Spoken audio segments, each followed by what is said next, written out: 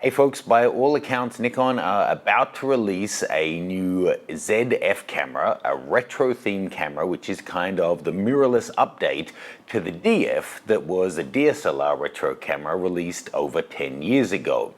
Now, maybe the coolest thing about the DF camera when it was released is that it had an enhanced lens mount with a meter coupling lever. This allowed you to attach non-AI lenses to it with full functionality, as well as your AF, AFD, and AFS lenses. Now, for a camera that was designed to appeal to longtime shooters that had maybe been shooting all the way back to the 60s and 70s, and it was to be reminiscent of their film cameras, this was a really cool way, I thought, of making the DF something beyond just being a D610 in thrift shop clothing. It had a real link back to those previous generations, and it offered functionality that elevated it above the other cameras that were currently in the market at the time.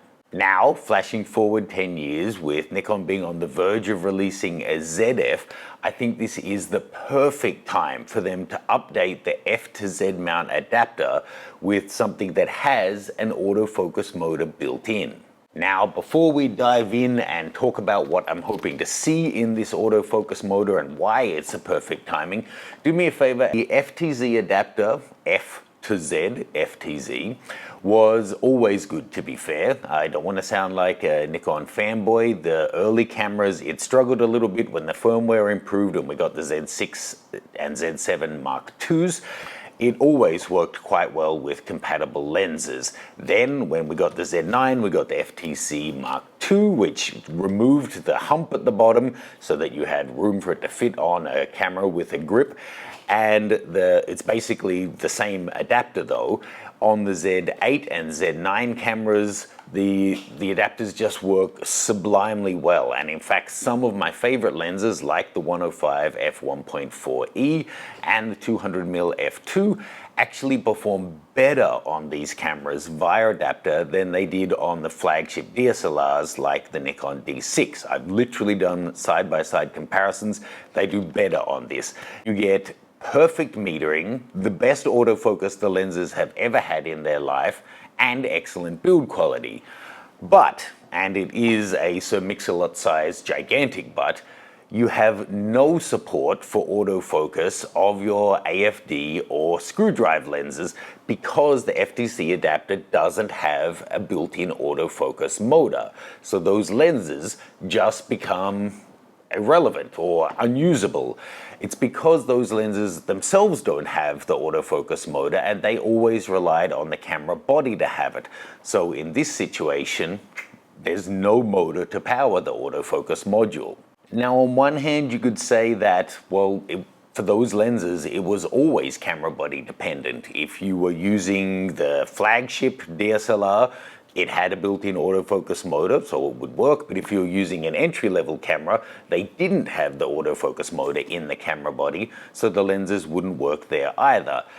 But it doesn't really hold true because now you get the latest and greatest flagship body and you're still unable to use those lenses. It is disappointing. Whilst I can understand that Nikon, as they were building out the system and kind of pulling themselves out from financial trouble, they want to focus on new lens sales rather than making things easy for, for us to be able to use our old lenses. They've kind of halfway done it because the FTZIII adapter works so well, you absolutely can use your 105 or your 70-200 or your old 50s. It's just that the optical image quality of the new lenses is even better.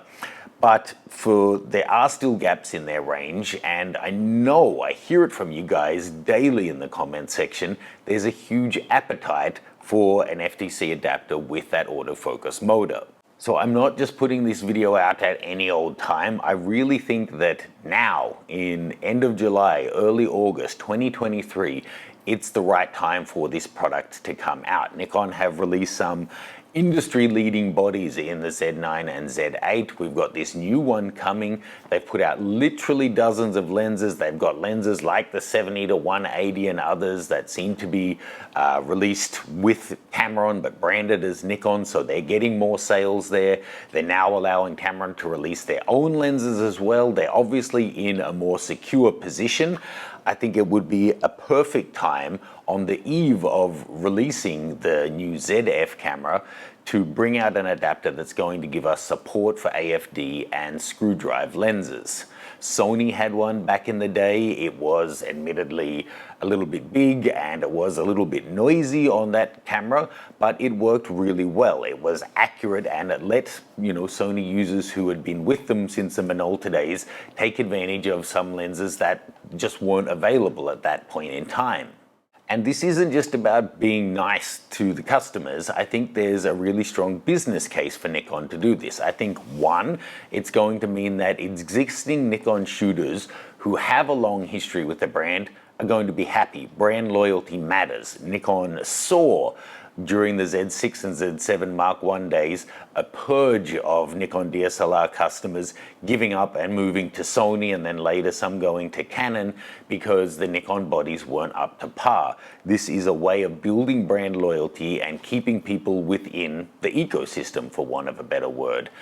Two, I think it's going to tempt more new shooters to come across if they see that they can get access to this huge range of lenses over the last 50 or 60 years that are now going to have autofocus and full functionality at a cheaper price. That's really appealing to some shooters. And three, it'll bring over those last, seasoned stalwarts who are holding out, who have great AFD or screw drive lenses, but are reluctant to move from DSLR to mirrorless, even though maybe they're starting to see there are some real advantages. But because they're not going to have support for their lenses, they're sticking with their DSLR bodies. Those three groups are all important to Nikon. They will all have much better brand loyalty and kind of customer satisfaction if they see that they're not being held out on this way. And again, on the eve of bringing out a ZF camera that's, meant to be a link between the past, the F meaning fusion, it's like a link between the old and the new, the DF having the coupling lever that lets you use old lenses, it would just be perfect timing for them to bring out an FTZIII Mark III adapter that gave you that link back and finally gave us access to our AFD and our screw drive lenses. Let me know your thoughts on this. What lenses are you looking to finally adapt, and how much would you be willing to pay for an adapter that gave you access to them? If you're in the Z system, please check out my expert setup guide. When the ZF is made available, I'll be going through it, showing you how to initially set it up out of the box, what every single physical control on the camera does, and how to customize it to get the best use out of it for your style of shooting. That's what I do for every camera in the system, not limited to flagships. It covers the entire APS-C range as well. Check that out below, as well as the 1 week in Bangkok course. Let me know your thoughts on this. I'll see you soon.